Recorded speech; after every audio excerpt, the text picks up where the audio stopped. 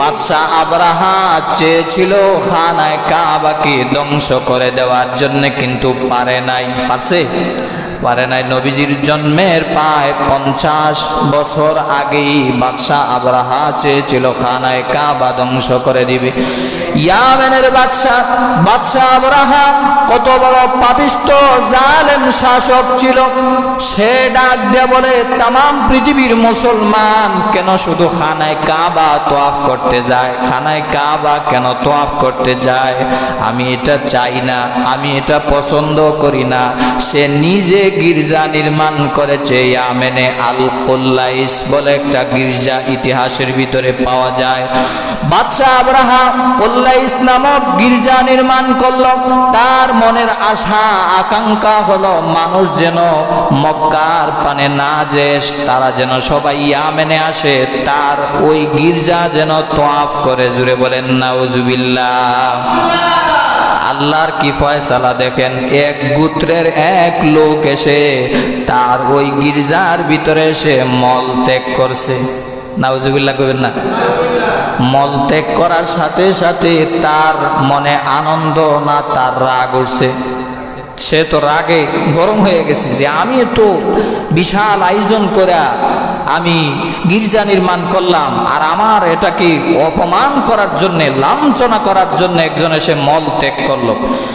ডাক দিয়া বলে, রে ইয়ামেনের লোকেরা, ও আমার সাথীরা, আর দেরি নয়, এখনই আমি আমার হাতি বাহিনীদেরকে নিয়ে মক্কার প্রাণে ছুটে যাব, আর মুসলমানদের কিবলা খানায়ে কাবাকে আমি আবরাহা ধ্বংস করে বাড়ি ফিরব। জুড়ে বলেন নাউজুবিল্লাহ। আল্লাহ সূরাতুল ফিল নাম দিয়া কোরআনে বিশ্ব নবীজির উপর আয়াত নাজিল করে দিলেন। সবাই আমার সাথে টুট মিলায় পড়ুন, আলাম তারা কাইফা ফাআলা রাব্বুকা বিআসহাবিল ফিল আলাম ইয়াজআল কাইদাহুম ফি তাদলিল ওয়া আরসালা আলাইহিম তায়রান আবাবিল। রাবানের যুবক ভাইয়েরা, বাদশাহ আবরাহা রাগে গরম হয়ে তার হস্তি বাহিনী নিয়ে ছুটে চলল সৌদি আরবের মক্কার প্রাণে খানায়ে কাবাকে ধ্বংস করে দেওয়ার জন্যে। খানায়ে কাবা কি মানুষের ঘর যে ধ্বংস করবে? এটা তো সরাসরি আল্লাহ রাব্বুল আলামিনের ঘর। এটা কখনো কিয়ামত পর্যন্ত কেউ ধ্বংস করতে পারবে না। জুড়ে বলেন ঠিক না বেঠিক? নবীজির জন্মের 50 বছর আগে তদানীন্তন সময় খানায়ে কাবার মোতাওয়াল্লি সভাপতি ছিলেন নবীজির দাদা আব্দুল মুত্তালিব। জোরে বলেন আল্লাহু আকবার। আব্দুল মুত্তালিবের কানে কানে এসে মক্কার কুরাইশ কাফেররা এসে বলল, ও নেতা, শুনলাম বিশাল হস্তি বাহিনী নিয়ে আবরাহা আসতেছি আমাদের খানায়ে কাবা ধ্বংস করার জন্য। আব্দুল মুত্তালিব ডাক দেয়া বলেন, যদিও নবী তখনও দুনিয়াতে আসেন নাই। আব্দুল মুত্তালিব ডাক দেয়া বলে, ও মক্কার কাফেরেরা, ভালো করে শুনে নাও, আমি আমার বাচ্চা, আমি আমার সন্তানদের হেফাজত করব, আমি আমার গরু ছাগলের হেফাজত করব। এই ঘরের যিনি মালিক তিনি স্বয়ং এই ঘরের হেফাজত করবেন। জোরে বলেন আল্লাহু আকবার। কারণ এটা তো আমার দ্বারা সম্ভব না, এত বিশাল হস্তি বাহিনী আমার দ্বারা এবং আমাদের মক্কার কাফিরদের মাধ্যমে, আমাদের মক্কার লোকেদের মাধ্যমে এত বিশাল হস্তি বাহিনীর পদক্ষেপ আমরা করতে পারবো না। এটা সরাসরি আল্লাহ নিজে তার ঘরকে হেফাজত করবেন।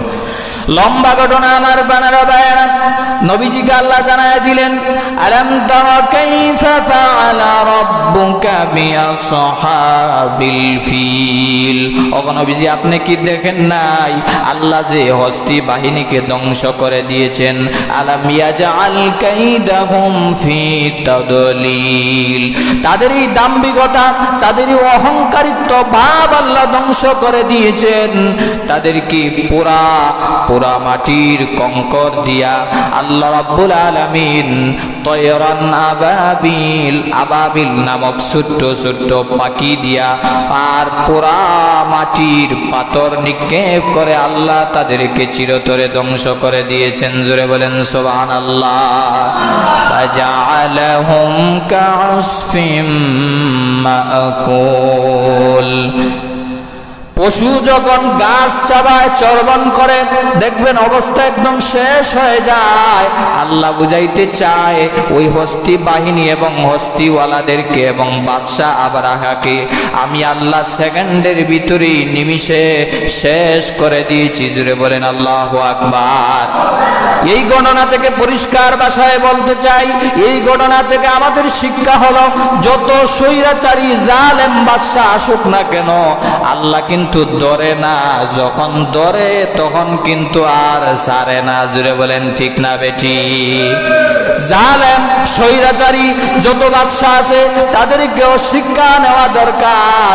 আল্লাহ যখন ধরবে তখন কিন্তু আর পালাইবার মতো সুযোগও পাইবা না। জুড়ে বলেন ঠিক না বেটি? মক্কাতুল মুকাররমা